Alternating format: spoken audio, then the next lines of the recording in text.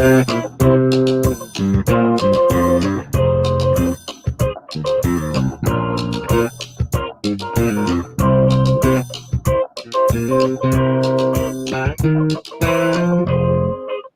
it going? How's it going? Happy Thursday, everybody. Welcome to the Dollar Hour.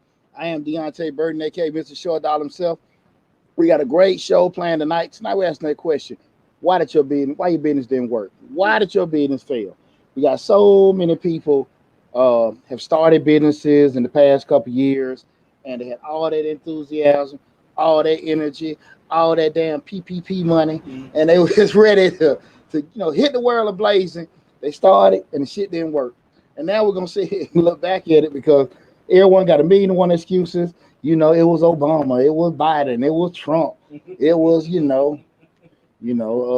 the Illuminati, whatever. Pandemic, COVID right. Took me out. Right. You know what I'm saying? Like I would tell for everybody didn't do bad in the pandemic. Right. Shit. That's right. That's right. So but I do want to have that. Y'all serious? I do want to have that discussion. Why your business didn't work, and just kind of go through. Different reasons why I feel like a lot of businesses fail and have these challenges, and majority of them are caused by the ownership. Okay. And that's why we had this, because we don't like being honest, looking at that man in the mirror. Because a lot of times you're a true CEO, true owner, shit, you realize stuff happened, and you masters in what? Pivoting. That's right. That's the thing how it goes and stuff. One door closed, go to the other door. That's right. Other door closed, shit, just beat the hell out of make another one down out of the wall. That's right. When we get down like that, we understand that. So, I'm really excited. So everybody, make sure if you got any comments or anything like that, as far as the topic, please feel free to tune in. If you have anything outside of what we're talking about, why your business failed, why it didn't work out, please hold all your questions and everything to the end of the show. I promise you I'll open the floor for everybody. Well, before we get started, I want to say what's up to my awesome producer, DJ Lab. What's going on, brothers? Thursday. Thursday. Right. Hey, man, your boy out last week, man. Your boy had COVID. I was partying so hard on my birthday. I don't know which one of them damsels in distress was on Mr. Dollar. Right. But goddamn. Boy. So you have so much fun you weren't even worried about it. Yeah, I wasn't even worried about it. Party over hell. Right. Damn COVID. Shit. We outside. I woke up last Monday. Oh. He called me, he said, I can't even move. But I had a good time on my birthday. Right. You got it out while you could. Absolutely, right? Absolutely. Boy, I had a good time. But nah, man, I had a blast though. And I appreciate everybody, sending me well wishes and also, sending me happy birthday shout outs. With last week we did Change Lives. I did it from the crib. But I know right before, was the show we had for Mr. Short Dollar, right for the birthday, and everybody gave me a lot of shouts out on all the different social media platforms. So I do want to tell you guys from the bottom of my heart, I really do appreciate that. Also said what's up, other producer Slick 316. What's going on, Reek? Right now, we already rehashed the previous week. Like I said, guys, I had COVID and everything, so I'm good to go now. Health is a bug. I ain't really have no adverse effects, and big shout out to UGA Bulldogs. I got my championship shirt. That's here. Right. That's right. Hold on. Yeah. We got to give him a little clap for that. Shout out to the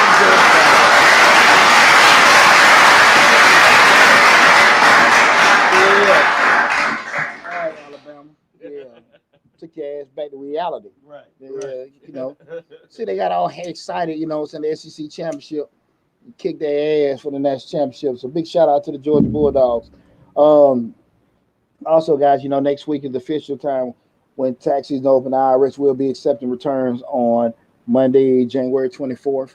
I'm super excited. My 21st straight tax season. We super excited. Also, you guys know I'm accounted by professional on Majestic Business Services. You can find us on the web at www.majesticbiz.com. As always, all the platforms, business websites, contact information, social media platforms, all in the description sections of the video. So please feel free to reach out to us. or you can Google Majestic Business Services or Google Deontay Burton, and all that stuff pop up. So if you need an accounting or tax preparation, please feel free to reach out to us. Again, this is my 21st straight tax season. You know, I'm super excited with doing it, and we're ready. 21 years professionally, right? Yeah, 21 years. God damn, boy, it's a long time, boy. That's a lot of cussing out. Where's my refund? Right. Deontay, did you get my refund? Right. You know. So you must have loved it to keep staying with it for so long, right? Yeah. I loved it. Love taking care of people, and I love making money. So it's a match made in heaven, brother. Right. That's right. So, but we are super excited about that. Right now, again, it's the Dollar Hour. I am Deontay Burton, aka Mr. Short Dollar himself. We're streaming live on Facebook, YouTube, Instagram, TikTok, LinkedIn. Am I forgetting anything? That's it. That's it. The main platform we all the information on, which lists over 300, close to almost 400 videos, is the YouTube channel, Mr. Short Dollar, where we talk about personal finance, entrepreneurship, business, and investing. We cover business operations, business management. We got a grants playlist with over 150 grants for you guys to take advantage of it. Please, regardless of what platform we're on, go to the YouTube channel, because that's where the hub for all the videos are. Like I said, I know right now, I just posted a video, it's over $500,000 in grant opportunities. $500,000 between 6 different grants, $500,000. And I'm talking about, these aren't one grant per person. These are tons of different grants for each grant, for awards rather, for each grant. So please go to the YouTube channel, Mr. Short Dollar. I think that $500,000 one, we had a one before that. I got 2 or 3 more gonna come out in the next couple of days. Guys, got a lot of great information on Mr. Short Dollar. So please go to the YouTube channel, subscribe to it. And if you are subscribed, make sure you share the information, let everybody know about Mr. Short Dollar, okay? A lot of great, exciting stuff coming out for this year. But again, tonight we're talking about why did your business fail, why it didn't work. Because right now, beginning of the year, you have last year was something else, because people were getting that funding, and it was just something in the air. Everybody was an entrepreneur. Right. Everybody got their LLC, tax ID. Everybody was getting logos, right. websites. I mean, it was some shit I never seen before. It was something I never seen before. It was a business bonanza. Oh man, everybody and their mama had to get that disaster loan, so they were coming to Mr. Deontay to get their Schedule C's. Right. Oh my God, I ain't never seen nothing like it before. And unfortunately, majority, I can say majority, got the money, and they have different reasons. We'll just say some evil sorcerer waved their wand around, and all that damn money gone. Right. All that money gone. We'll just say those evil sorcerers were the usual. New car. Lexus dealership. Right. Rental center. Right. Gucci. But all seriousness now, a lot of people went headstrong into it, and they realized that there's a huge difference between business ownership and working in the business. And unfortunately, if you don't have the proper structure, the proper planning, and the proper mindset going into it, it's going to be extremely challenging. And a lot of times, I probably look at myself, when you see people like me that have been in the game for a minute, we probably make it look a lot easier than what it is. And I think I try to go out of my way to be honest with people and let people know this shit ain't easy. Right. You want to do this self-employed stuff and everything, and I love it. That's why we got the channel.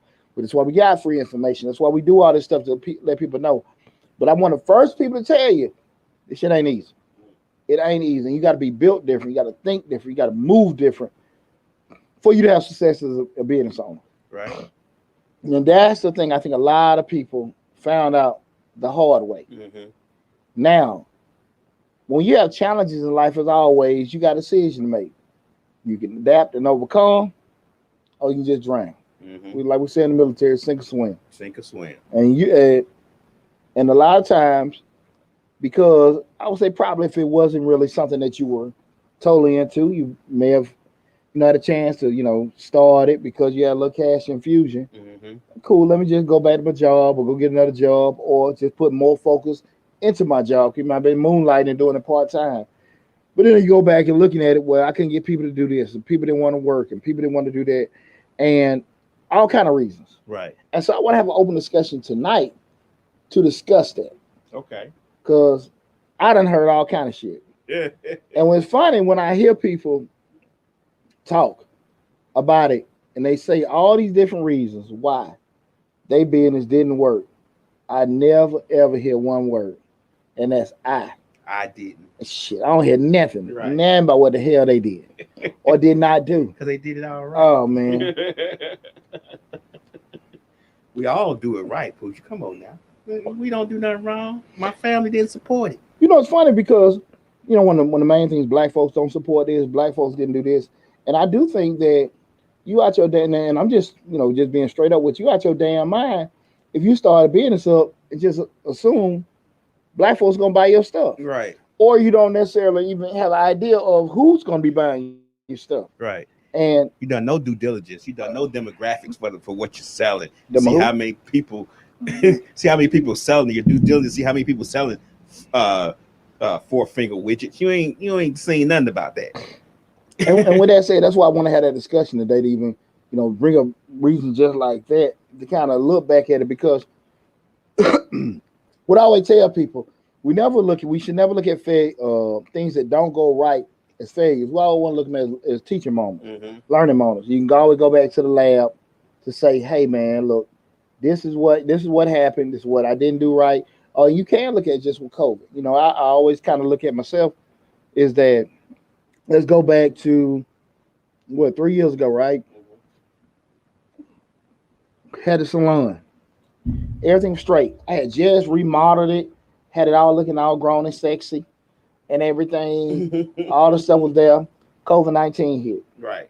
COVID-19 hit. City College Park made me shut the salon down for 4 months.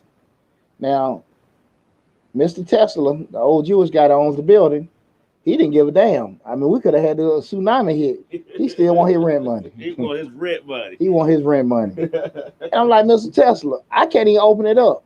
Even when you try to get like disaster assistance and all that other kind of stuff, that was cool. Right. But you still talking about an income generating machine that I can't even have open. Right. And so what are you supposed to do? You got to pivot. You got to figure a way around it. And here's the deal. When you're trying to think about pivoting, it's hard to pivot because you can't even figure what the hell you can do. Right. My situation was different. The stylists that work in the salon, what did they do? They took their ass home and did hell. I'm stuck with a salon with style. I'm getting the calls then. Man, one of the girls moved to damn Ghana. Who? Went to Ghana. Oh, Ghana. She went to Ghana. Right. I mean, she moved. She had just redid her whole suite. Nice. I know she put probably $1,000 or $2 in there, and decided to move to damn Africa. Wow. And I'm just sitting here like, man, my bills are mounting and mounting and mounting, and I'm just like, man, what the hell am I gonna damn do? Wow. Because it's one thing to have you got a barbershop or a salon. There are a lot of stylists and barbers out there. There are not a lot of licensed stylists and barbers out there. Right. So then you turn around, and then secondly, there are not a lot of licensed barbers that are out there that have an established clientele where they can consistently be paying you rent. Okay. That's the thing you're sitting there looking. So if you got people in there, you got to go over and beyond to make sure that comfortable and cool. Right. Now I'm sitting here, I got this damn building. Light I don't know. Hey, I'm telling Water you. bill. Yeah. Nothing shut down. Right. Everything did. And I had to just really adjust. And that's why I had to sit here and just think of other things I could do on there, make videos there, right, do all of that kind of stuff in spaces. Then when it came back, how to adjust and everything. And it got to a point, man, especially after I had settled my divorce, just like your energy don't even be the same. Like, hey man, Pooch, you might want to walk away. Right. Then you stand and I say all this to say I can come back like over a year or two later, like, what could I do differently? Right. What could I move differently? And really and truly, some options with their son weren't there. I might have could have put a little bit more emphasis on maybe certain training things or the other things I could have did, plan Bs and stuff like that. Mine wasn't in it and everything. Okay. But a lot of things, even though COVID hit, those things I could have did to keep it open. Right. You know, people constantly looking for, places to tape videos and movies and stuff like that. Things with a clear conscience you can think about. But I had to go back and self-assess myself and look at it. So your heart wasn't in it. Man, my heart went in it, my damn mind, damn sure went in it. Right. That's really what it was too. But I can honestly look back and say, like, Poochie could have did a couple other things to keep it, keep things moving where it wouldn't have been as stressful. I can honestly say that, And I look back at the tax business during the pandemic. When it hit, I had always offered, well, at least for the past 7-8 years, virtual and remote services. Okay. But everybody like, what that is? Right. Well, we do we can do Google Hangouts.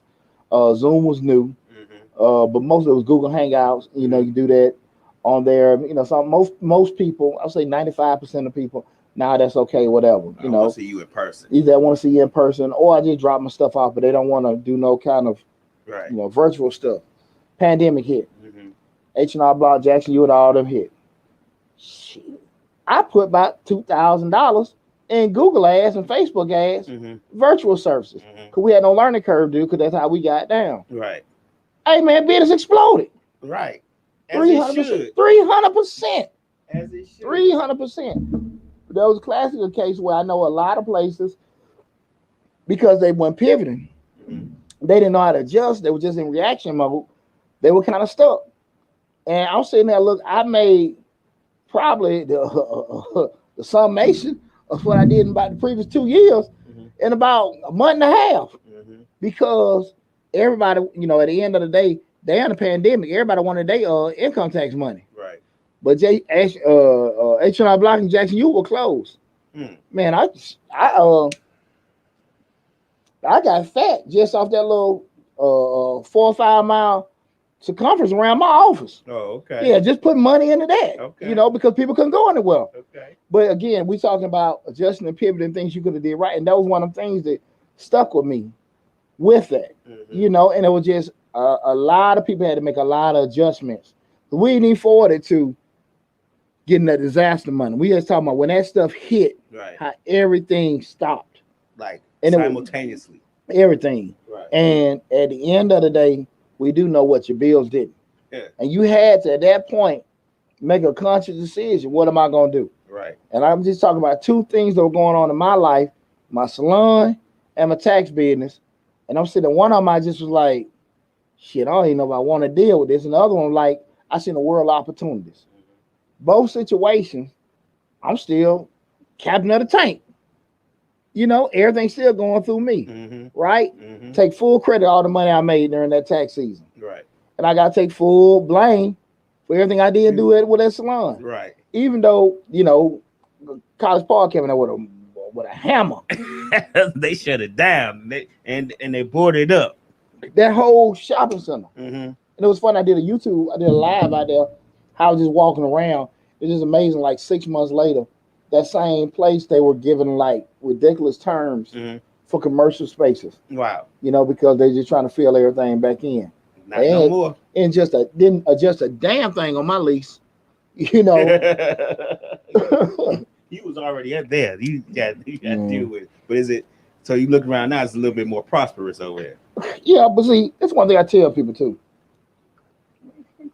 And it's real talk. Never been through the Great Depression. Majestic survived the market crash 07-08. 3 Sun Commercial Services didn't. My cleaning company didn't. Hell no. That's a whole nother story.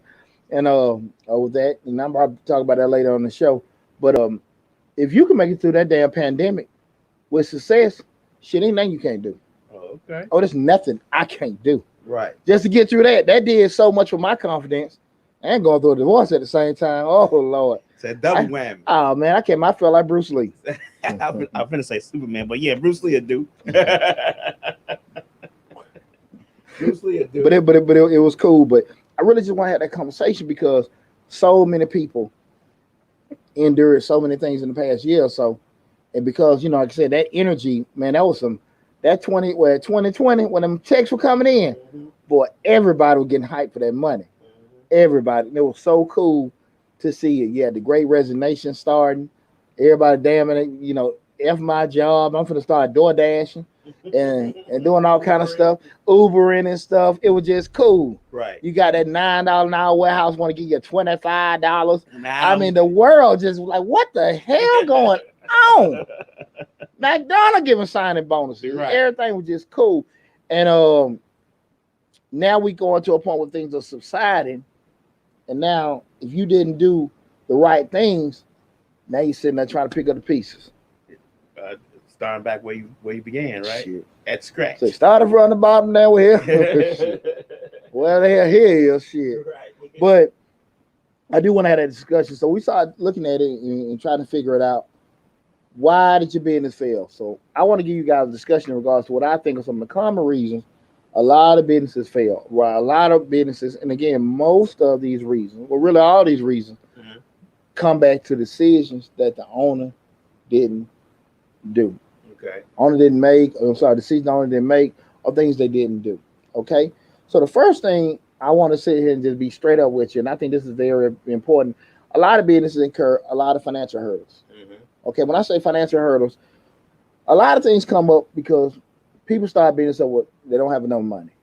They don't have enough money. That's when people they do it ass backwards.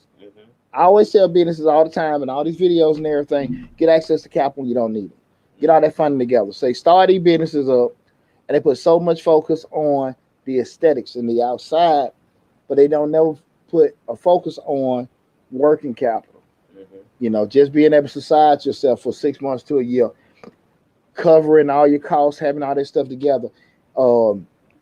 Pretty much start every damn thing off broke. Start everything off broke, and the business is there, and the enthusiasm have you. Okay, I've been doing this for a couple years. I sell a couple of these pies. I sell a couple of these gift baskets. Everybody like it, but when you moonlighting with something and then you actually doing it, it's a whole different mentality. It's a whole different stress. So now you don't say, hey, made a commitment and start doing it full time or doing it even part time. You put money into it, and it's not happening the way you had planned. And what you done did is you done messed around and got you a lease. You done messed around and got you a loan. You done got these things that you gotta pay on, and you like, hey man, the money ain't coming to do that. I think maybe we won't really know the real true impact until maybe a year or so from now.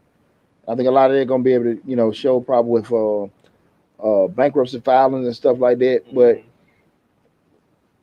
most time people just start off, they don't have everything together. They don't have, like I said, they starting off broke, don't have no money, don't have no access to capital, don't have any resources to keep them subsiding. Well, let me ask you a question about financial hurdles. Do you think that also, as we say, the decisions that they make or don't make, where you start making let's say the business does start making a little money, and let's say they might have been in a 500 square foot little space, still making a decent amount of money, making whatever they do, they're able to make the customers happy. Start making a little bit of money, decide they need a 2,000 square foot space. You know what I'm saying? Then you start, we don't need them plastic spoons. We need to get sterling silver spoons. Just upgrading your business is good, but upgrade to the point to where they haven't done any financial analysis of it and says, this 500 square foot space, I'm paying $2,000 a month. This 2,000 square foot space, I'm gonna be paying somewhere around $10,000 a month, instead of just saying that they thinking of the aesthetics of how it's gonna look when the customers come in, and not financially adding up how the pockets are gonna look once that rent is paid. Well, that's a good question. A lot of times what people don't do, everything that you do in business should be some kind of ROI, return on investment, where you're looking at, okay, if we remodel, we revamp, example, with a salon. I had went years, I hadn't bought new stuff. So I said, okay, let me buy some new tables, new chairs, put some paint on the wall, have it looking a lot more feminine and everything. I wasn't expecting an immediate ROI return on that investment, but because really what I felt was I now use the word getting over. I should Mhm. have been damn did it Right. because I make so much money with the other stuff. It was just time to kind of like reward everybody Right. with some new stuff, and it didn't hurt me. If Right. that makes I sense. get what you're saying. But it's a funny line. It's a funny line you got to walk where you understanding that you put money back into your business, but also understanding that some things just ain't gonna come back to you. Give you an example. When you see certain times people open up a salon, open barbershops especially. Mhm. I see a lot of brothers open up the barbershop and they got everything you need, the Right. TVs and again, and guys, keep in mind, I got the course how to start your own salon and barbershop coming out this summer. Um, one of the key questions that is never asked to a salon owner have to ask is who your customer is. Mhm. And there's either two people. If you charge booth rent, suite fee, your customer is the barber or Mhm. beautician. Mhm. If you're doing commission, it's the people. Mhm. A lot of times people don't ask themselves that simple question. So your whole when you spending money, the determining factor of your customer is who you gonna make happy. You gonna do things to make the barber beautician happy, or do things to make the customers coming out the street happy. Right. And that kind of guides your decision. And what happens is a lot of times, and you have potential to make more money with the commission side, Mhm. but it's just more work to stay on top of, Okay. right? Right. So I say that, and most stylists and barbers prefer to just play booth rent Mhm. because they feel if they bring the people in, It should they be their should get money. all the money. Right. The issue comes up if you're in a situation where you're just charging booth rent or salon suite, it's a flat amount. So if you get $100 a week, 150, $200 a week, that's all you're gonna damn get. Right. So if you don't put in X amount of dollars in aesthetics, uh, angels, pen water, all kind of marble bowls and all Right. this high end stuff, man, it may take you damn 2 years To get just to recoup them fees back. Mhm. I mean, after regular operating costs, Okay. and most people don't understand that. Mhm. They want to have it looking nice and everything. Like I said, you go to some of these barbershops, you're like, man, this is yeah, This is man, nice. this is nice. But the guys will never make their damn money back. Right. They'll never make their money back because they're getting a flat amount coming in, Chair rent. and that profit has covered regular operating costs. Mhm. It's gonna take a while for you to get just recoup those initial startup costs. Mhm. No thought process ever given in that. Mm. None. And to be honest with you, that's why most of them don't last that long. Right. That's the main reason because majority of them are started by barbers and beauticians, and they're not business folks. Mhm. You know, not saying they ain't worked in the business for years, but just understanding certain business concepts, what to spend and what don't to spend, they just oblivious to it. Mhm. And that's what I want to, to answer your question about that. A lot of times, most people don't. Now, Right. how do you get around that? Again, meet with your consultants, meet with Mhm. your accountants, and Mhm. everything.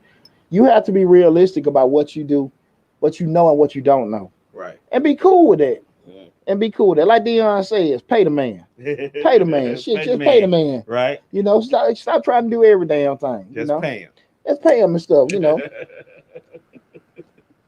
Dion take all them alphabets after his name. Pay that man for that shit.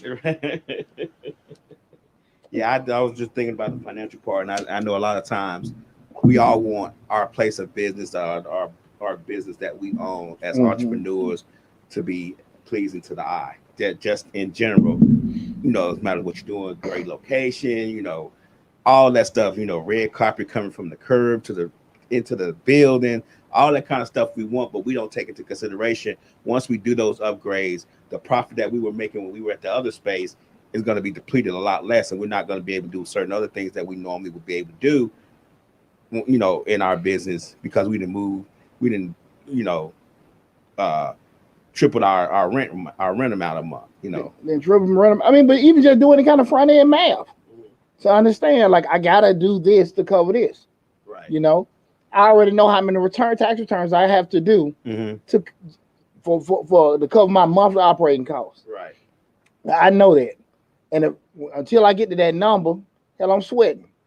So we have to know that kind of stuff. You know what I'm saying? Right. And you ought to know there's a number attached to how many widgets you got to sell, how many chickens you got to get rid of, how many burgers. It's something attached to that. And if you know that, you can move better. Right. But just sitting there hoping somebody, tax time. You ever see that little Statue of Liberty and Uncle Sam Yes, at a Bojangles? spinning the sign. They got them jokers out there, and a piece of they got a Little Caesars and some other place. They had jokers out there popping in there and Right. Look at that damn Sambo out there just Bojangling. It got your attention. Huh? It got your attention. Yeah, got you But in the wrong damn right. way. And they get our attention to say, man, we need to go. I want a pizza right now. Didn't do that, but it still got your attention. But look at damn Django. Django out there just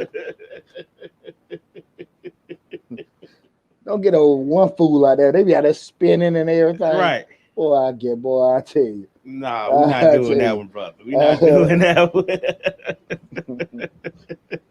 Not doing that, but I get your point. But that in itself is a cost to that business. Absolutely. And I bet you go in there and say, maybe the corporate people may know, but you go in there and ask an entrepreneur, well, how much does that cost you per hour, per customer, have that guy out there spinning that sign? They couldn't tell you. Well, the reason why most times they ain't gonna be able to tell you, because they be so desperate, they be down there want to try everything. Right. Just do anything. Well, damn, they tell them, well, just put a gun on somebody, tell them come on in. Kidnap somebody, bring them on in. Right. Boy, I tell you. But just really knowing, like I say, just financial hurdles. I think one is the first thing that kind of stumble folks. Again, tonight we're talking about why your business failed, why it didn't work, and I'm giving you some of my main reasons I think small businesses fail. The second one being, and this is very, very important, is ineffective management. Again, ineffective management. Guys, you need to understand, family and friends are probably the worst place to start. Right. With having employees. Reggie Clark said we snitching. We snitching? Yeah, but people need to hear it. Snitching on what? Well, the business aspect of, I guess, the business aspect. He just said we snitching. So. No. We ain't snitching, we enlightening. Hey, Miss Mix-a-Lot. Hey, my name's Show. Hey, Slick. What's going on, everybody? The Reggie Clark. Yeah. But brother, we ain't snitching and everything, but we really just, sometimes people hear certain things and kind of hit the wrong way. Sometimes it need to be hit. Need to be hit. Nobody don't really want to. We all done did it. We done made bad moves. That shit just make you feel bad. We don't make no. I told you earlier in the show. We don't make no bad moves. Black folks don't support us. That's what it is. But we're going to number 2. If ineffective management. Mm-hmm. You put your family and friends. Your son who ain't doing shit. Now I'm gonna get him a job. I'm tired of getting his ass money every damn month. He gonna come work for me. He gonna come work for me. Right. And I got him at my damn front desk, running everybody out because he on the phone, he texting, he got all kind of stuff, music playing, cussing, everything, make people so damn uncomfortable, and just running everything away. And then you doing it because, like I said, you want to keep them busy. Mm-hmm. You're tired of helping your girlfriend out. Right. So you got her in there working, and she ain't trying to do nothing. She giving everybody else headaches because she your girl. And she feel like she own the business. Sister done started her transportation business. That sister got a transportation business. Right. And I'm going to put my boo, let him drive the truck. Oh, shit. Oh, Lord. Right. He running lights like a mother. He running lights, getting pulled over because he got the gas and us smoking, blowing everything. Right. He geeked up in there, all kind of stuff. And people, you putting wrong people in there managing and running your business because you're cutting corners and you feel like, okay, I got a vision. And it's a good vision. Mm-hmm. But because you don't want to take the time or the money to get the proper people in place. And you know that the people that you putting in there, you love them, you care about them, and they're good people, but they got no damn business around your stuff. Right. They got no damn business around your stuff. Rule of thumb, if you would not bring that person to work right beside you and if your job was on the line, would you bring them into your job and your job on the line and you know they were gonna mess up? Cause we all got people who are family. We're like, okay, I want to get them a job. Right. You think about, okay, yeah, I want to call them in. But you know they like, man, I don't know the if you're not. But if your job depended on it, would you bring them on? Would you bring them on? I've had people, just over the years, just like especially with rental properties, and like okay, such and such cousin, such and such aunt. They told me give you a call, say you had a house vacant. Okay, cool. This before I had a property manager, and I just remember like okay, then I called a person. Hey man, your cousin called me, your aunt called me, everything. Yeah, I said, cause people know how I am. Would you vouch for them? Yeah. With me, Lab, you got one damn time to mess that up.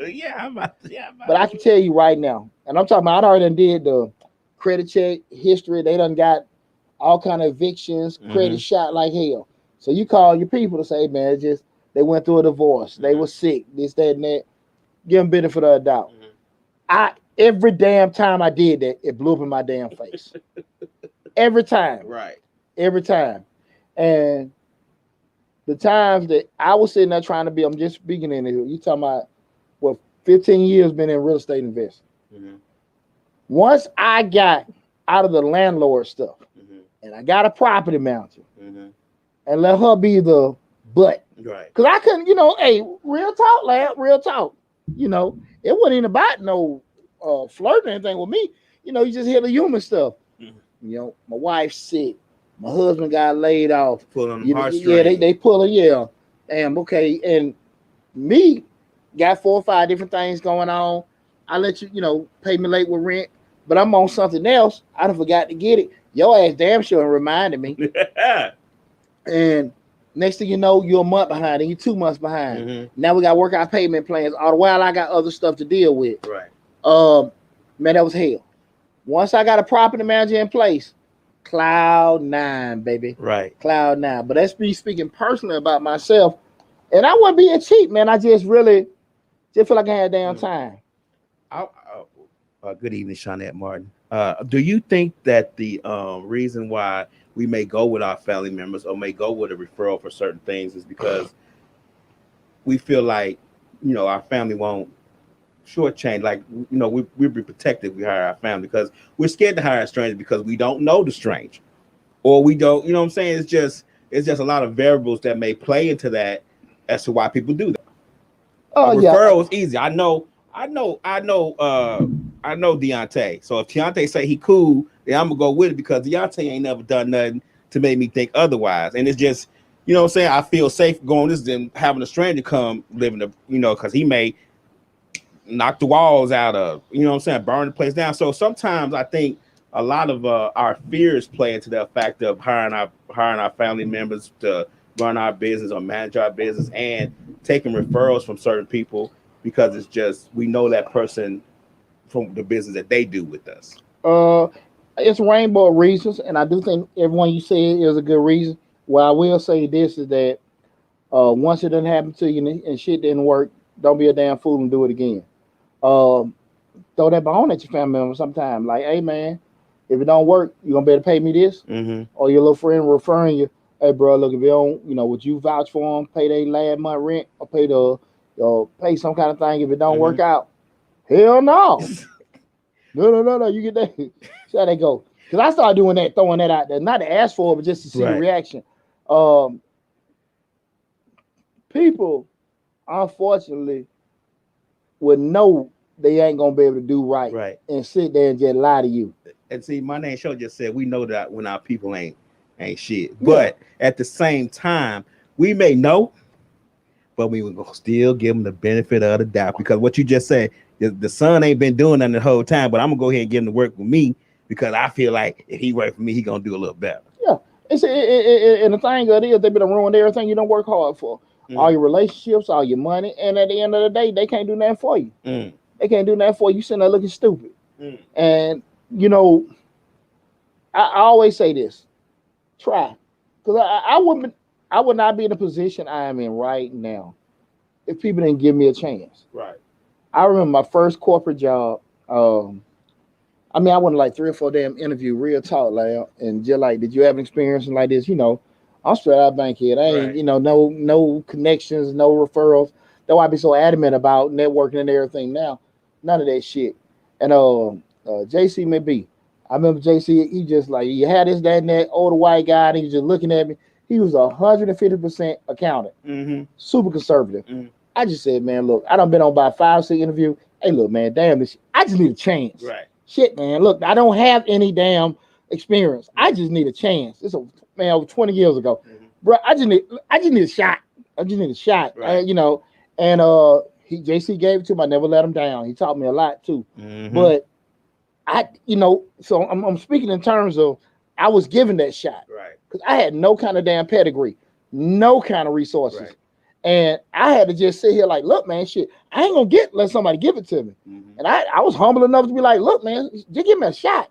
I will not let you down. And that happened for me. So I'm very conscious of that when other people need it. Now I do a real good job of reading folks. Right. Because I know what question to ask and what, this, that, and that. And you learn that out of it. So even with that, say you know your people a certain way, but you got to be realistic because at the end of the day, when your shit sink, can they help you? And we all love our family, love our friends, but that's one of the things with me, and it's people that are close to me know me, like, I'm not finna lose anything I got behind your ass. Right. And that's anything. My mother would tell you that. Like, real talk, man. My mama would tell you that. Like, look, man, I look out for my family, I look out for my friends. But this shit, I work too hard for it. Right. We ain't finna let it sink. And you know the people that, at the end of the day, okay, cool, I can get you some help. But your family and your friends love you and they care about you. But can they help you if shit go left? And if you know they can't help you, your overriding decision, you gotta be like, look, man, I can't do it. Because if it go left and it don't work, they can't help me. They can want to help me. They can want the best. They can pray, man. They can do a hell of a fish fry. But I'm telling you, dog, at the end of the day, if they can't help you get out of that hole, shit, you better do the right damn thing. What your conscience is really telling you to do. Gonna hire the other guy. Gonna go in this direction. Now you do everything right, you make them come back and help them. But at that point, you just can't do it. And too many times, like I said, you win these places, like I said, the son, the girlfriend, niece and nephew, and I mean, it's just running all your customers away. And not only running your customers away, make it where no one else will ever come back to you because people are spreading the word about you. Man, word can be spread too quick nowadays. Well, think about it. The good part about reviews is what? You can go and look at it and stuff like that, but most of the time, people just you do have people that put in it was a great place, this, that, and that. But most time when you gonna put a review, when you piss the hell off. Right. So I'm an avid reviewer. Yeah. I'll read some reviews before I go anywhere. But you get what I'm saying. So people can put their experience on there and stuff like that. And you sitting there like, damn, and because you got the damn fool, your son, at the desk, doing what he doing and everything. He don't give a damn. He don't want to be there anyway. And you done lost everything you done worked for because of that. And understand what management is all about. Having the right person in there that can actually groom and develop people, know how to actually plan, implement, knowing how many people need to be on the clock, how many things should be ordered, all kind of stuff. What did I say, Larry? No, I won't finish. I'm gonna slide some in there, but finish it. But management is so important because when you get people in there, you have to. You see the bars and restaurants all the time. People can cook. Boy, they be cooking some good food in the back. But they got this young person that they got waiting these tables. They have not put no kind of money in the training the waiters and the training the waitresses. You waiting damn near half an hour on a drink and all that. They fine. They fine. They got the girls with both butt cheeks hanging out. Right. But I'm waiting a damn hour for my drink. Right. And they have not taught them how to come back. Y'all okay? Y'all thirsty? Y'all want some more?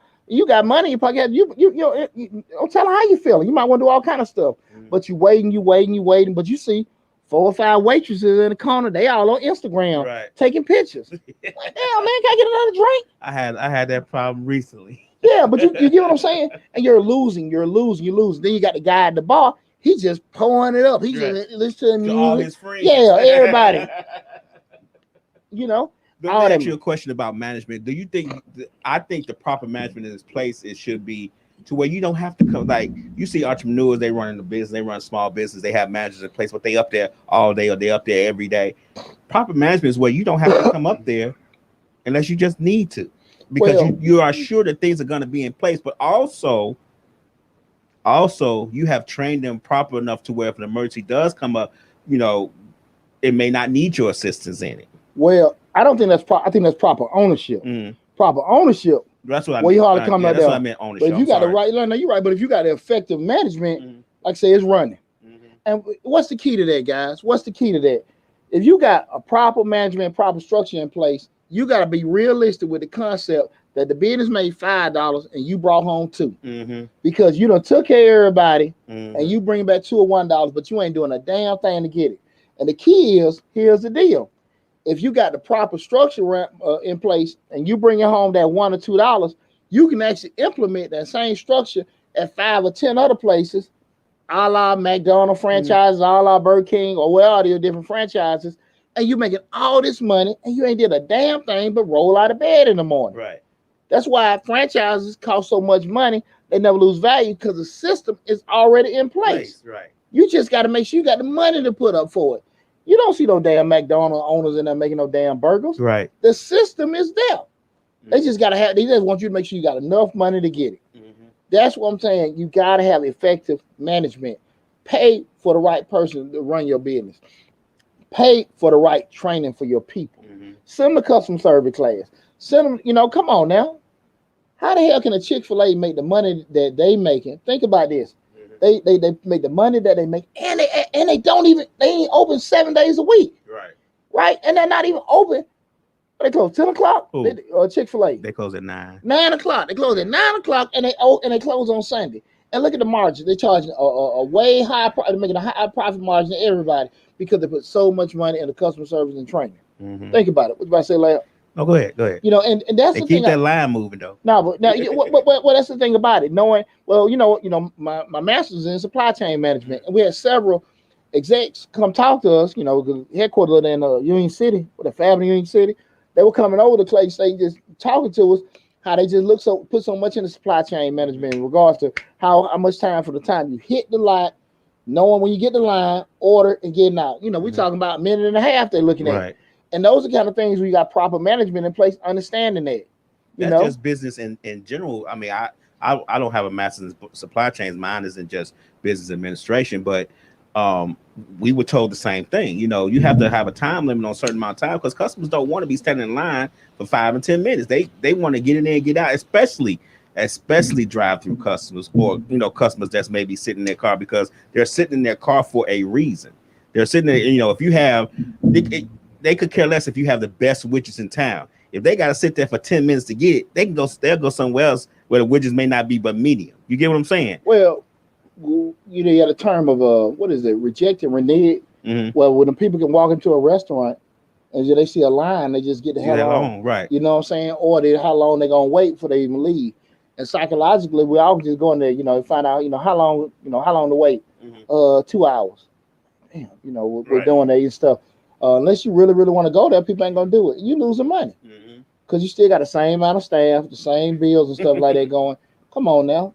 So you the straight operating costs still the same because you got less people coming in now, but you're still paying payroll. Right. Come on now. And you're gonna keep the payroll the same because you're expecting the people to come in there anyway. Yeah, and plus your overhead is still gonna be the same. Right. Still water, light, and gas still gonna be the same. So you just got to be smart enough to, make sure you got the right people in place. That ineffective management will really bite you in the ass if you don't get on top of that. It really will bite you in the ass, without doing it. Again, we're talking about, why your business didn't work. Why did your business fail? I just want to go over, reasons why. I know personally, a lot of businesses don't pan out. And like I said, again, I want to have that open discussion because a lot of times people, when things don't work out for them, they got a million and one reasons outside of themselves why not. And the third one I want to talk about is poor business planning. This right here is the one I think kills a lot of people, especially in our community, because people have the energy and desire to do it, but they don't want to do any front end planning.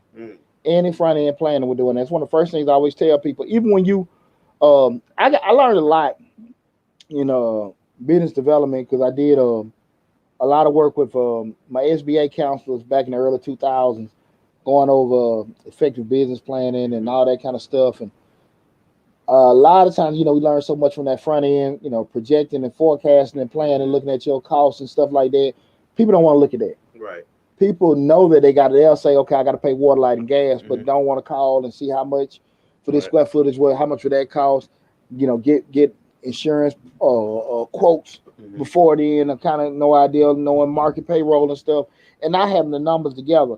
And what happens is two things: they either overestimating everything or underestimating everything. They always all over the damn place, right, and not knowing. And most of the time, it's the latter. Everybody underestimates. I was just about to say we always underestimate everything. And when you do that, you get knee deep in it.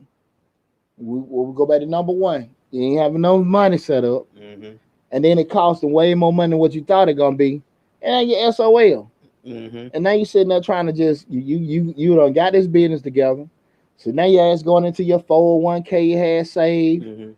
You're pawning your daughter toys and pawning the Xbox and taking the other damn loan out on the house and all this other kind of stuff. All kind of damn turmoil. Not because stuff happens, because you didn't make decisions to kind of maybe put things off another 6 months to a year to sit here and say, look, let me get everything together. Let me get, because this is really what this is going to cost me.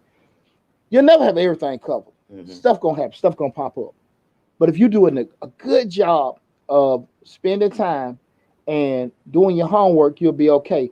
I think people stay vague on purpose. Yeah. Proper due diligence, though.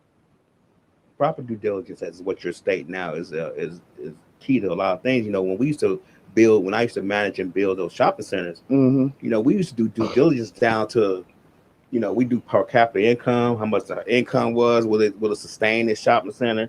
I mean, before we even, broke any ground, before we even did anything else, we did a due diligence on the cost effectiveness of the shopping center, how many miles away from the shopping center we about to build is this anchor store, just certain things that you wouldn't think that go into a shopping center before it pops up.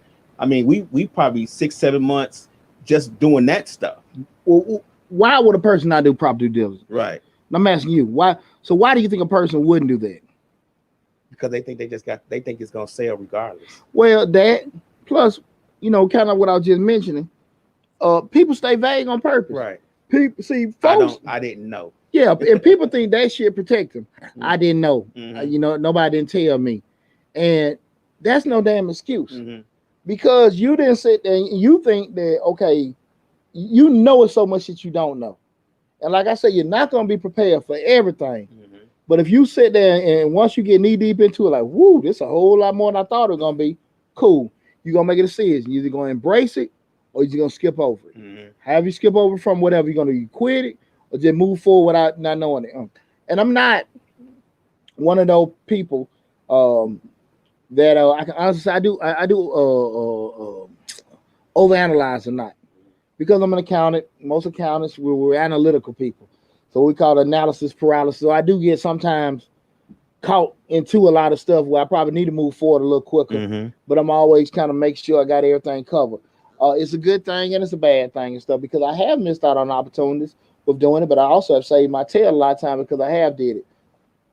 I don't think a person needs to dig deep in the weeds like I do, but I do think you need to try to make sure that you make a commitment to cover and get as much information as possible. You got to cross those T's and dot those I's, though. Yeah. Because my professor always said when I was in college, he always said that even if you may feel like you're doing too much, but even if you feel like you're doing too much, it still probably won't be enough, because you gotta take into them variables when you're doing business, when you own the business. There's variables that may come that you may not even expect, even though you've done your due diligence on that.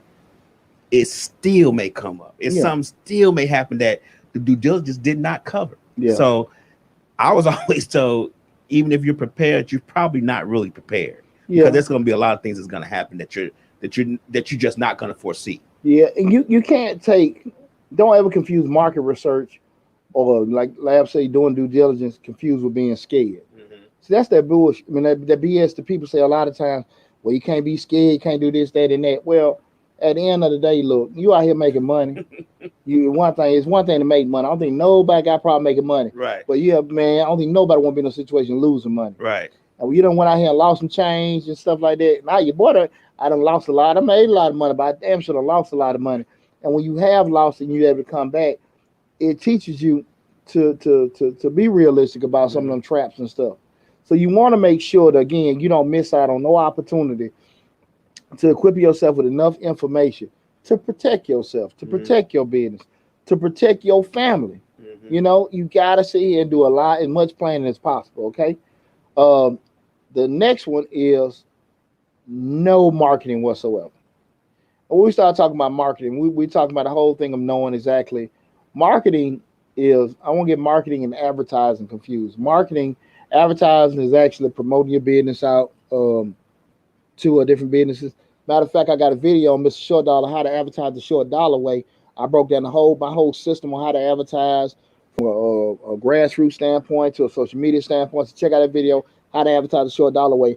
Marketing is different. Marketing is what Lab said before in regards to understanding the demographics, who wants your product, what color are they? You know, you looking at, you got a product, and you look at, say, that is my customer. Right. You know, they're a 45 to 55-year-old black man. They make this amount of money. They on this side. They drive this car. They interested in this, that, and that. You know your ideal customer. That's who wants that. All your major corporations spend so much money in marketing because research. They know. Yeah, because it was fine. I remember in college where you were looking at the different car manufacturers. From just say like Toyota, they know the Corolla was for the college kid and the young adult. Then you might upgrade to a Camry. Then depending on where you get in life, you know, that might be a Camry may be from, let's say 28 to 34, 35. You progress a little more, and then you got a Lexus. And then they may go, you know, up in from there, you know, so it was just a matter of knowing that, hey, where you progressing at, you know, where you at for that demographic, and doing that research, knowing at each age, each stage in life what you want.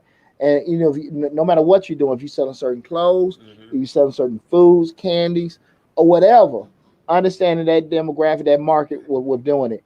And far too often, people are making and selling shit or services, and they have no idea who wants it. Right.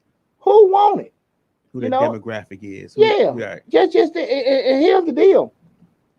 You might got a great product, and it's going back. We sound like, well, folks say, black folks don't want it. Well, it's cool. Black folks will support your business. I'm a firm believer in that. But they may not necessarily want to buy your product, right? Or may not need your service, but there is someone somewhere else does that you may not be familiar with, but they really desire your product.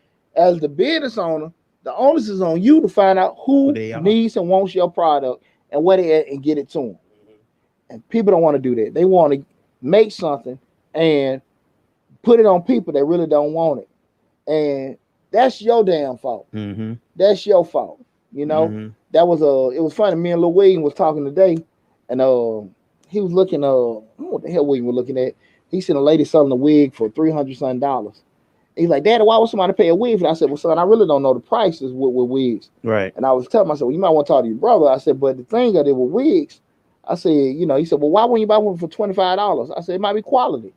That wig right there, you might go wear that wig for $300 for the next 7-8 months. The $125 may fall apart.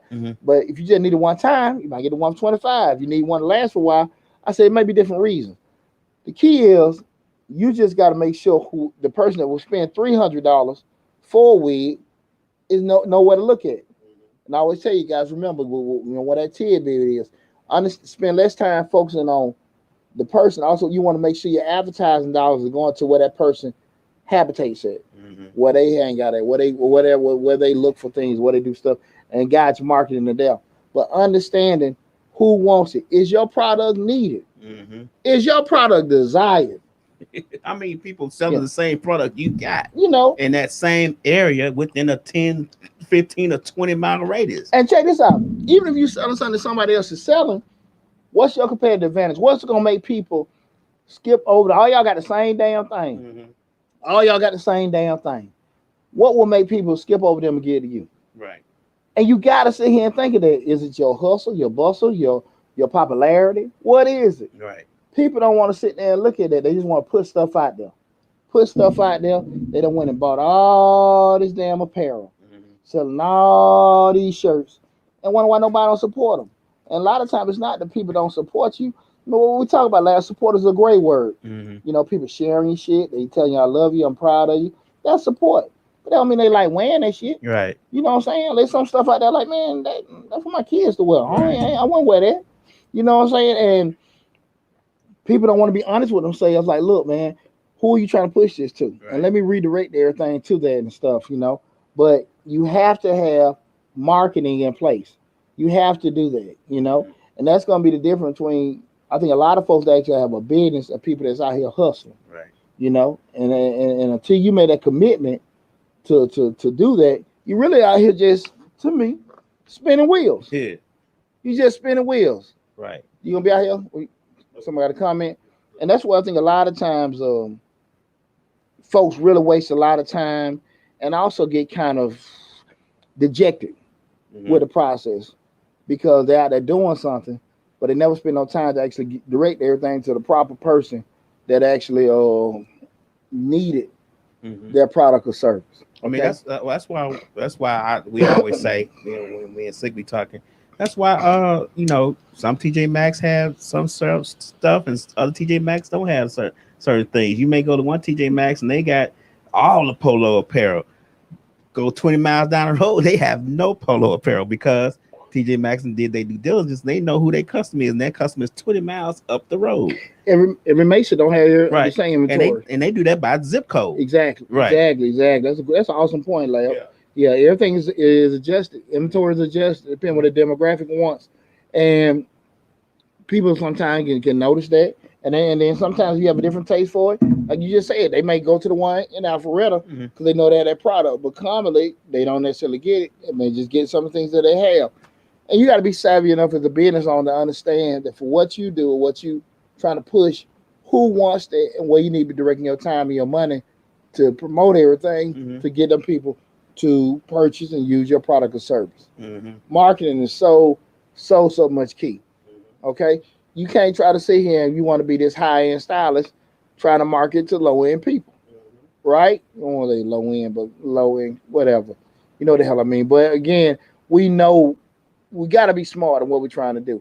And also, if you're not a high end person, you don't need to be trying to push high end. Right. You know, Atlanta, Vice versa. that's that Atlanta. I deal with just the stars, the celebrities. You know, Right. everybody's celebrity something. Here. Everybody's celebrity in Atlanta. You know, again, tonight we're talking about why did your business fail, why it didn't work. We're having an open discussion in regards to different reasons I felt businesses fail or things don't necessarily work out in the business. This is the Dollar, and I am Deontay Burden, aka Mr. Short Dollar himself. Again, tonight we've been streaming live on Facebook, YouTube, Instagram, LinkedIn, and TikTok. And the last one, guys, I think is super duper important when we talk about why your business didn't fail. And I think it's probably one of the key to even being a business owner, just your basic mental toughness. Shit ain't all gonna go good. Stuff gonna go wrong. You know, you're gonna spend money, all kind of money, have all kind of enthusiasm, and nobody buy it. You're gonna do all kind of stuff, make all kind of sacrifices, and things don't work out. A lot of times I've been there before, paid all this kind of money for stuff that happened, and I'm just sitting there, phone ain't ringing. I'm calling my phone from another phone just to make sure my phone working, and the phone is working perfectly. Nobody stepped by it. That's a sad feeling, lad. Right. Let me see. I mean, call the phone, make sure the phone working. Yeah, man. I just called 5 minutes ago, man. Right. Might want your shit. Right. There you got your honest friend. That's terrible. Might want that shit. Told you that. Right. Should have got the other one. Feelings. Hey, man. You got your little honest friend with you. You know, you got to know who you are. Are you that type of person that can handle them ups and downs? Can you handle pressure? Can you handle stress? Can you handle constant changes, constant things, really nothing really set in stone? Can you handle that? A lot of times when people don't necessarily go their way, they panic and do crazy stuff. I hear so many times, you know, we talked about this about a month ago, when people always saying they started business. I got to get out the plantation. I hate my job. I got to do it. And what I say, before you leave the plantation, you need to make sure you recognizing all the benefits of the plantation. Mm-hmm. I don't have no PTO. I don't have no paid sick leave. When I had COVID and I couldn't do that, I couldn't make no money. You know what I'm saying? There wasn't no reimbursement, and people still want their stuff done, and they might think I'm a cool little short guy, but that don't mean they're gonna come deal with me, Right. right? One But King Drew says, "Can you handle rejection?" can't I mean, exactly, Right. and I understand that like know me not right now, but I'm just I get you. I said no. Well, I understand. I understand. I know you said no, but what about this? Right. But Right. and that's real talk. That's real talk. Especially rejection when you put your heart and time into something and you just know folks want it Mm-hmm. and they don't want it Mm. and they don't want to deal with you. And you got to be able to sit there and just click it off. Right. Next one. Right. Click it off. Next one. And just keep hitting it, keep hitting it, keep hitting it. And understand that's just part of the game. Right. Part of the game. You keep putting it out, putting it out, putting it out. Your mental makeup got to be wired a certain way to be able to handle that kind of stuff. You need to understand if you're capable of doing some stuff like that. Can you put in what I take? I work 20 hours a day, so I don't have to work 40 hours a week. Right. Shit, my eyes be red, tired. Get up in the morning, go work out, go do Right. this, that, and that. So I can take care on all this kind of stuff. Deal with the stresses and all that kind of stuff. And then be able to like, look, let me chill out, let me go party, then I get back to it. You got to be wired a certain way to handle certain things. I do you think, as far as mental toughness, do you think when people start a business and they like you say, they're gonna get out the plantation, so they gonna quit their job? Do you think they don't have the mental fortitude or toughness to realize that you may need to work this job a little while your business is getting itself together? Because just because you start a business does not necessarily mean you're going to be successful today. So you may need to keep that job, not even just for the money, but for the insurance, as you said. When you was out with COVID, you ain't had no money. You know what I'm saying? There was no, you know, insurance. You had to pay for all that doctor stuff yourself. You know what, Lab? That's a good question. The thing of it is that okay, I just say people I know, like they're hardworking people. Mm-hmm. They will hard. They will be at their job and they'll work. They're not lazy. They work all the time. Hardworking. Shit at the job change. Hey y'all, might need y'all to work a couple more hours. Might not like, but they mentally can handle doing that. But that same person get in a situation where, they're doing in business for themselves, Mm-hmm. and hey guys, we better do this for you, but the invoice won't get paid for another 2 weeks. Mm-hmm. What the hell you mean? Going crazy. Same hardworking person, but different kind of stresses. How they adjust to it can change. I think a lot of times people aren't.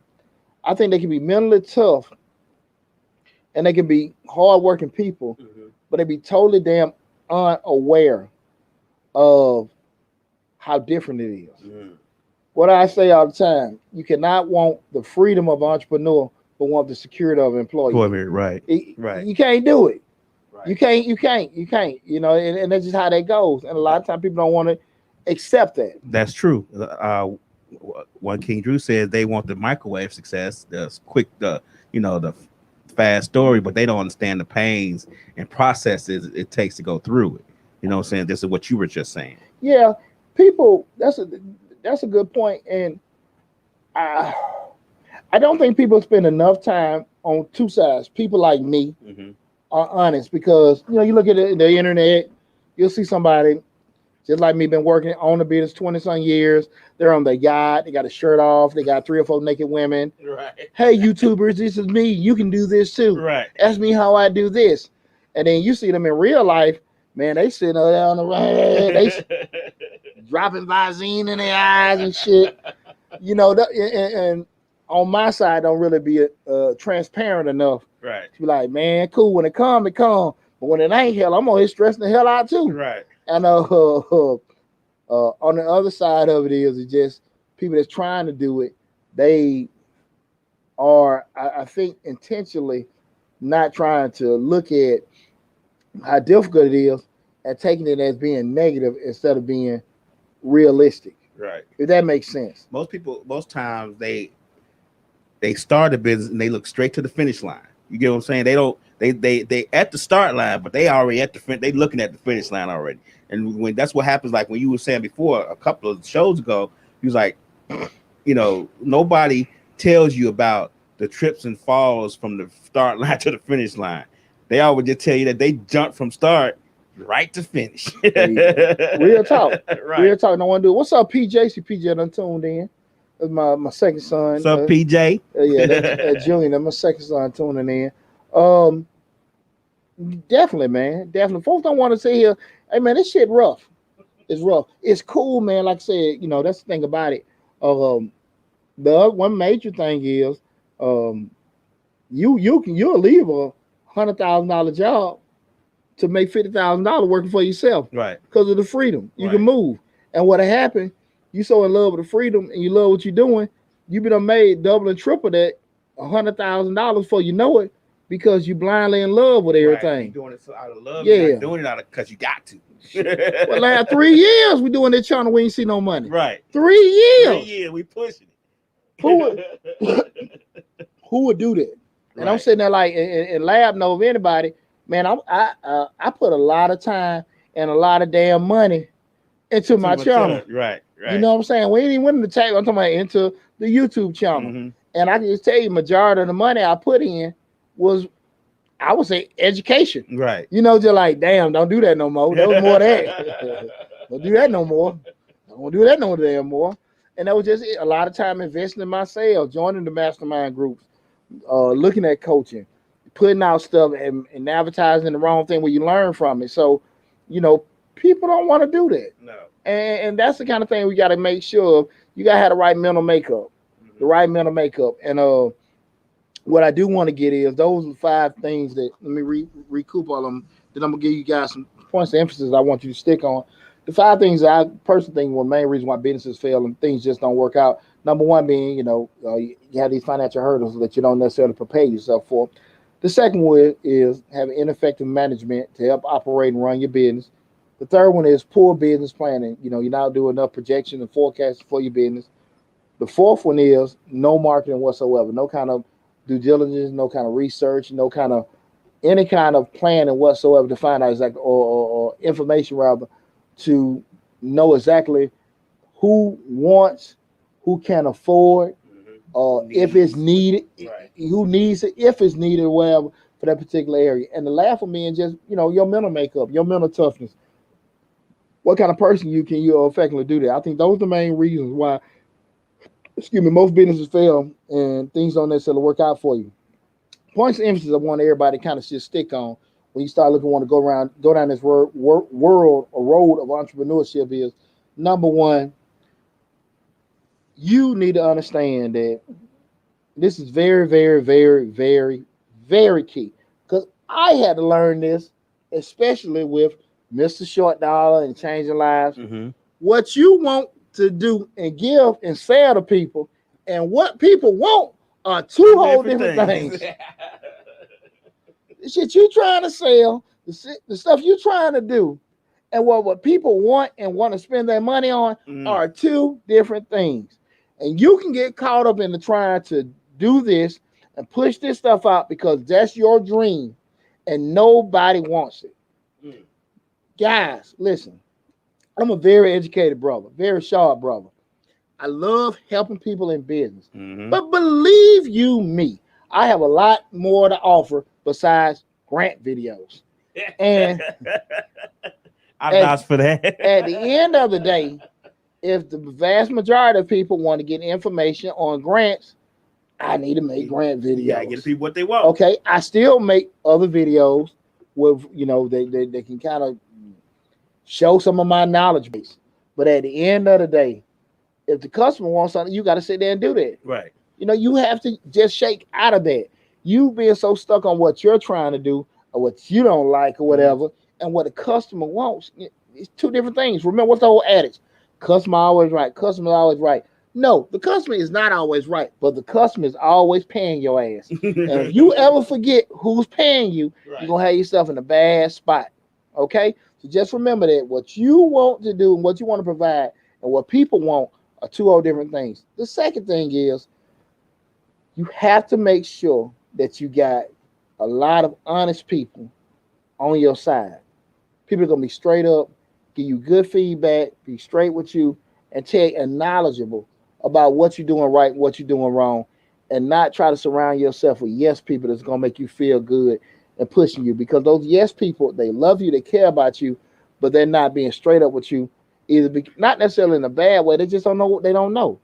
When I hear people say, at least they doing something, at least they tried, you don't need that shit. You need somebody to tell you, nah, man, it's messed up. That's why I loved in the military so much, because one thing in the Army, you know, dude will tell you, man, that's effed up. That half a second later, he helping you fix it. But you knew you were never going to be in a shortage of people sitting there looking at you.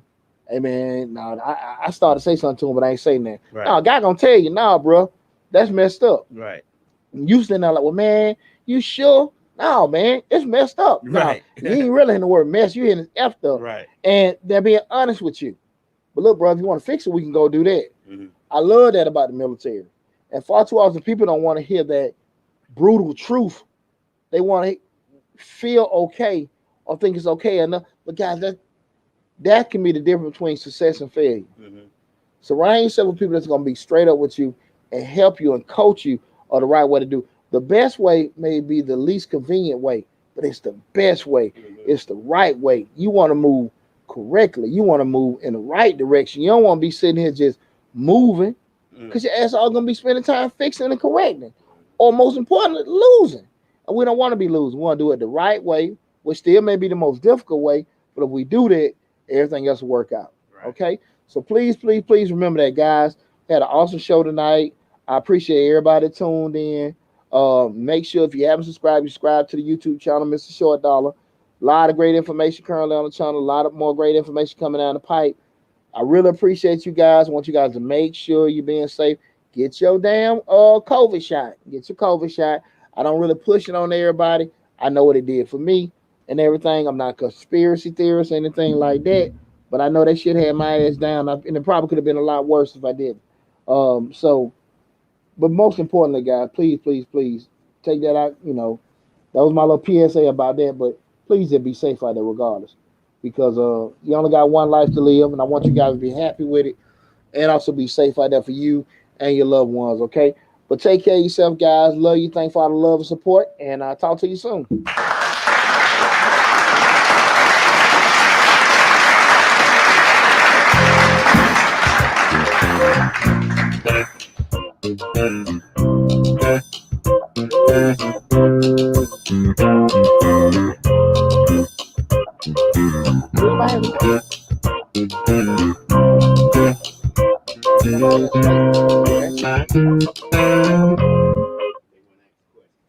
Was a lot of people on